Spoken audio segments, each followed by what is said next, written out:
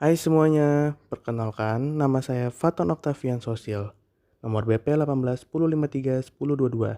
Saya adalah mahasiswa S1 Akuntansi Universitas Andalas angkatan 2018. Video ini saya buat untuk memenuhi tugas mata kuliah Analisis Perancangan Sistem kelas A2 yang diampu oleh Ibu Dr. Asniati SA MBA AKCA.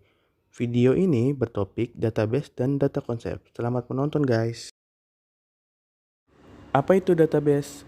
Database bukan hanya kumpulan file. Sebaliknya, database adalah sumber data pusat yang dimaksudkan untuk dibagikan oleh banyak pengguna untuk berbagai aplikasi. Inti dari basis data adalah Sistem Manajemen Basis Data atau DBMS yang memungkinkan pembuatan, modifikasi, dan pembaruan basis data, pengambilan data, dan pembuatan laporan dan tampilan. Seseorang yang memastikan bahwa database memenuhi tujuannya disebut administrator database. Selanjutnya ialah tujuan efektivitas database, meliputi yaitu yang pertama, memastikan bahwa data dapat dibagikan di antara pengguna untuk berbagai aplikasi. Yang kedua yaitu menjaga data yang akurat dan konsisten. Yang ketiga adalah memastikan bahwa semua data yang diperlukan untuk aplikasi saat ini dan masa depan akan tersedia. Yang keempat yaitu memungkinkan database berkembang seiring kebutuhan pengguna tumbuh. Yang kelima yaitu memungkinkan pengguna untuk membuat pandangan pribadi mereka atas tanpa memperhatikan cara data disimpan secara fisik. Daftar tujuan di atas memberi kita pengingat tentang keuntungan dan kerugian dari pendekatan database, yaitu berbagi data berarti bahwa data hanya perlu disimpan satu kali. Itu pada gilirannya membantu mencapai integritas data, karena perubahan pada data dilakukan dengan lebih mudah dan andal jika data muncul sekali daripada di banyak file yang berbeda. Ketika seorang pengguna membutuhkan data tertentu, basis data yang dirancang dengan baik mengantisipasi kebutuhan akan data tersebut, atau mungkin data tersebut telah digunakan untuk aplikasi lain. Akibatnya, data memiliki probabilitas yang lebih tinggi untuk tersedia dalam database daripada sistem file konvensional. Database yang dirancang dengan baik juga bisa lebih fleksibel daripada file terpisah. Artinya, database dapat berkembang seiring dengan perubahan kebutuhan pengguna dan aplikasi. Yang terakhir yaitu, pendekatan database memiliki keuntungan, karena memungkinkan pengguna memiliki tampilan data mereka sendiri. Pengguna tidak perlu khawatir dengan struktur aktual database atau penyimpanan fisiknya. Selanjutnya yaitu konsep data. Yang pertama ialah reality, data, dan metadata. Dunia nyata akan disebut sebagai realitas. Data yang dikumpulkan tentang orang, tempat, atau peristiwa dalam realitas akhirnya akan disimpan dalam file atau database. Untuk memahami bentuk dan struktur data, informasi tentang data itu sendiri diperlukan. Informasi yang menggambarkan data yang disebut sebagai metadata. Hubungan antara realitas data dan metadata digambarkan pada video ini. Dalam alam realitas adalah entitas dan atribut. Dalam bidang data aktual adalah merekam kejadian dan item data kejadian. Dan dalam bidang metadata adalah definisi record dan item data definisi. Selanjutnya yaitu entitas. Setiap orang atau peristiwa yang dipilih seseorang untuk mengumpulkan data adalah suatu entitas. Entitas mungkin orang, tempat, atau sesuatu. Setiap entitas dapat juga menjadi peristiwa atau satuan waktu seperti gangguan mesin, penjualan, bulan, atau tahun.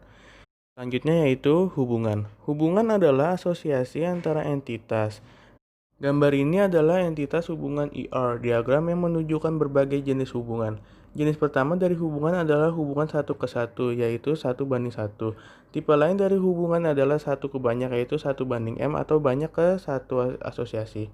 Banyak ke banyak hubungan yang ditunjukkan n/n, menjelaskan kemungkinan bahwa entitas mungkin memiliki banyak asosiasi di kedua arah. Gambar ini juga menunjukkan simbol diagram hubungan entitas dan artinya.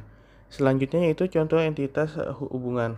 Di gambar ini seorang dokter merawat banyak pasien, yang masing-masing berlangganan individu karir asuransi. Tentu saja pasien hanya satu dari banyak pasien yang berlangganan untuk asuransi karir tertentu, yaitu M/1. Untuk melengkapi catatan dokter ini, dokter perlu menyiapkan informasi tentang perawatan pasien. Banyak pasien memiliki pengalaman pengobatan, sehingga banyak ke banyak yaitu M/N hubungan. Pengobatan diwakili sebagai entitas asosiatif karena itu tidak penting dalam sistem penagihan. Pengobatan dapat menyangkut pengambilan resep, Dan dengan demikian juga hubungan M banding N. Karena banyak perawatan mungkin panggilan untuk kombinasi dari obat-obatan dan banyak obat dapat bekerja untuk banyak perawatan. Beberapa detail kemudian diisi untuk atribut. Atribut tercantum di samping masing-masing entitas. Dan kuncinya digarisbawahi. Misalnya entitas resep memiliki nama produk, dosis, produsen, dan jumlah. Idealnya itu akan bermanfaat untuk merancang database dalam mode ini, menggunakan diagram relasi entitas dan kemudian mengisi rincian tentang atribut. Pendekatan top-down ini diinginkan, tapi kadang-kadang sangat sulit untuk dicapai. Selanjutnya yaitu atribut. Atribut adalah beberapa karakteristik dari suatu entitas. Ada banyak atribut untuk setiap entitas. Misalnya seorang pasien atau entitas dapat memiliki banyak atribut, seperti nama belakang, nama depan, alamat jalan, kota, negara, dan sebagainya. Tanggal kunjungan terakhir pasien serta rincian resep juga atribut. Ketika file dan database yang dibahas, elemen data ini umumnya disebut sebagai item data. Item data tersebut sebenarnya unit terkecil dalam sebuah file atau database. Contoh item data dan nilai-nilainya dapat ditemukan pada gambar ini. Selanjutnya yaitu pencatatan. Sebuah catatan adalah kumpulan item data yang memiliki sesuatu yang sama dengan entitas yang dijelaskan. Gambar ini adalah sebuah ilustrasi dari pencatatan dengan banyak item data terkait. Pencatatan yang ditempatkan adalah untuk pesanan ditempatkan dengan perusahaan mail order. Order, last name, initial, street address, city, state, and credit card. Semua atribut. Kebanyakan catatan memiliki panjang yang tetap, sehingga tidak perlu untuk menentukan panjang dari catatan setiap kali. Selanjutnya yaitu kunci. Kunci adalah salah satu item data dalam catatan yang digunakan untuk mengidentifikasi catatan. Ketika kunci yang unik mengidentifikasi catatan, hal itu disebut primary key. Selanjutnya itu metadata. Metadata adalah data tentang data dalam file atau database. Metadata menggambarkan nama yang diberikan dan panjang yang ditugaskan untuk setiap item data. Metadata juga menjelaskan panjang dan komposisi dari masing-masing catatan. Gambar ini adalah contoh metadata untuk database beberapa perangkat lunak generik. Panjang setiap item data diidentifikasi menurut konvensi, di mana 7,2 berarti bahwa 7 ruang dicadangkan untuk jumlah. 2 diantaranya adalah ke kanan titik desimal.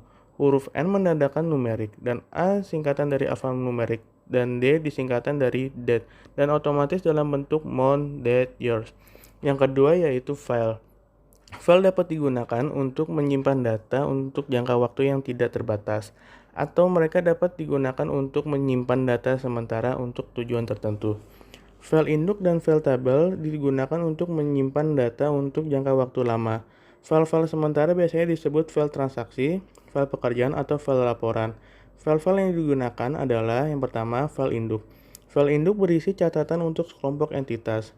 Atribut dapat sering diperbarui, tapi catatan sendiri relatif permanen. File-file ini cenderung memiliki catatan besar berisi semua informasi tentang entitas data.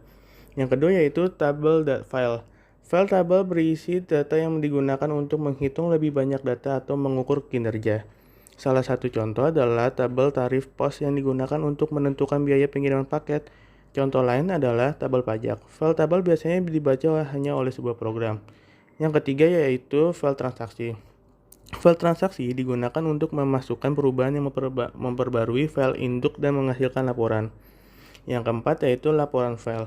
Mengirim output ke file daripada printer disebut spooling. Kemudian ketika perangkat siap, dokumen dapat dicetak. File laporan yang sangat berguna karena pengguna dapat mengambil file ke sistem komputer lain dan output ke perangkat khusus. Selanjutnya kita membahas relational database. Database dapat diatur dalam beberapa cara, dan jenis yang paling umum dari database adalah database relasional. Database relasional diatur dalam bentuk tabel, yang meminimalkan pengulangan data, yang dapat juga meminimalkan kesalahan dan kepastian penyimpanan. Selanjutnya kita membahas logika dan fisik dari data. Sebuah database tidak sama dengan file, dimaksudkan untuk digunakan bersama oleh banyak pengguna.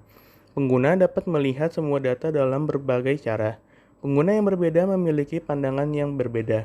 Pandangan ini perlu diperiksa oleh analisis sistem, dan secara keseluruhan model logis dari database dikembangkan. Akhirnya, model logis atau logikal dari database harus diubah menjadi desain database fisik yang sesuai. Desain fisik yang terlibat dengan cara data disimpan dan terkait serta bagaimana mereka diakses.